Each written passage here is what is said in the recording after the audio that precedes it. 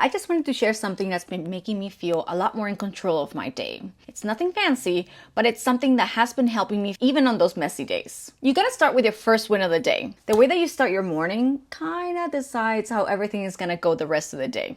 No pressure, right? Lately, I've been picking one tiny thing I can check off before 9 a.m. Like making my bed, doing 5 minutes of stretching, or even just drinking water. Have you ever had a really bad day and then something good happens and then the rest of the day is actually really nice? When you first started the day, you thought the day was going to be horrible, but then something nice happened. Maybe somebody paid a compliment to you. Maybe you made your bed when you haven't made your bed in a long time. So now your day is looking a lot better because every single time that you look at your bed or every single time you pass by your bedroom, you're going to notice how much changes you have made. You're going to notice one little tiny step that you put towards you having a good day. And because you're putting some little good things into your bank of happiness, this is going to create for you to feel like you can do this. And it all starts with one tiny win at the beginning of the day. Next, we can try a 3-minute reset. Do you ever feel like the whole day is going sideways by 10 a.m.? When that happens, I've been doing this 3-minute thing. Stop, breathe, check in with how I feel, then ask what's one thing I can do right now. Not everything, just one. It helps. And let me know how the rest of your day feels. My therapist calls this the stop, drop, and roll. I know it sounds very silly, but the reality is we don't check on ourselves often. Have you ever noticed when you're having a really hard time how you're breathing?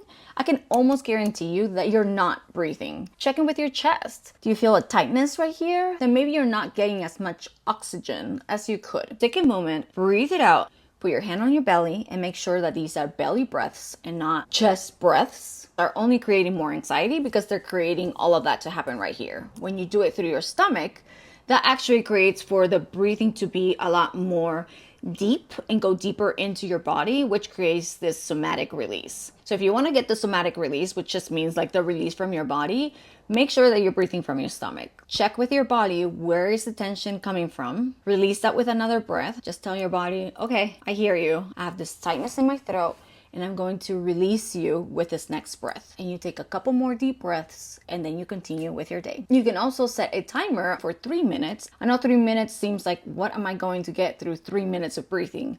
But trust me, you get a lot more for your buck with 3 minutes of breathing than not doing that at all. Real talk. How do you really start your day? You can be honest here. The truth is like you probably started with looking at your phone. You either have your alarm through your phone, so you either hit it to snooze, or immediately as you get up, the first thing you do is you check your phone. Unfortunately, this is the way that we all wake up nowadays. I used to roll over and scroll first thing in the morning. Now I don't touch my phone until I've done one thing for me first. Even if it's just journaling for 2 minutes, it is actually a lot harder than you think to not start with your phone. But the first thing that I have done is put my earphones on and put either some affirmations, positive speech from someone, or I put some music and then I just journal. There's this great journaling app called Rosebud, and that one has really helped me get my journaling done because I don't have to type it up. I get to have this back and forth with AI that helps me really recognize some patterns in what I've been writing. It really has been a game changer. I use it alongside with my therapy, obviously, but it is a way to help you until you have your next appointment with your therapist. Okay, I'm gonna say something that is going to be hard to hear, and that is you don't need motivation. Hear me out.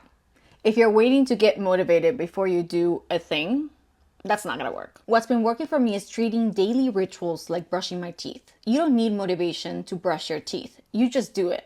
Same with movement, water, writing, whatever your thing is. I just don't think about it. A lot of the times right before I go to sleep, my body feels like it has a lot more energy. With ADHD, you have energy all the time. You're either super tired or super energetic. There's no in between. A lot of the times, my legs just feel like I need to move them. Instead of just trying to force myself to sleep, which will cause for insomnia to come through, what I do is not think about it. I just start moving. I get up.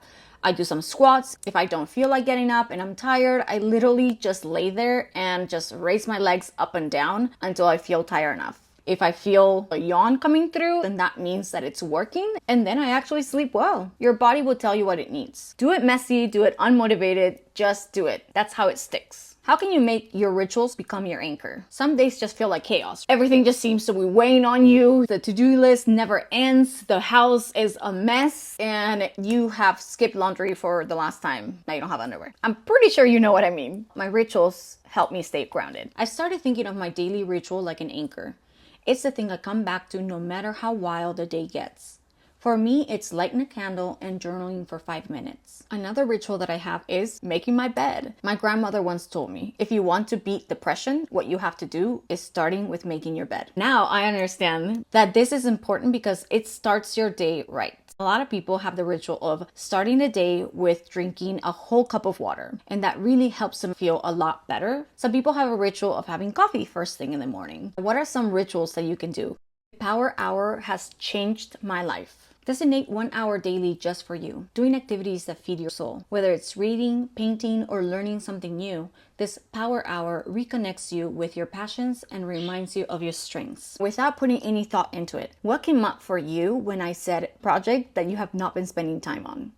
Don't think that you have to do painting or you have to do cooking or you have to do whatever it is that's out there on social media. Think about what you have been wanting to do and you have not been doing. It can be starting with 7 minutes of movement, which is something I'm going to talk about right after this. You can start with a Power Hour if you have that available, or you can start in 15-minute increments. Start this week with 15 minutes, next week another 15, so 30, and so on and so forth until you get to 1 hour to yourself. If you can do 15 minutes of, let's say, meditation at this time and you can only spend 15 minutes at another time, then that's okay to do. Just as long as you give yourself at least 1 hour a day that's only yours, you're gonna win at life. Mindful movement is a must for every day. You don't have to do a very complicated workout. You don't have to use any equipment. You don't have to go to a gym. You just have to find a way to move your body at home. There's plenty of workouts out there that are just 7 minutes. You can go on YouTube and you can find a 7-minute yoga, 7-minute Pilates. I actually have been doing a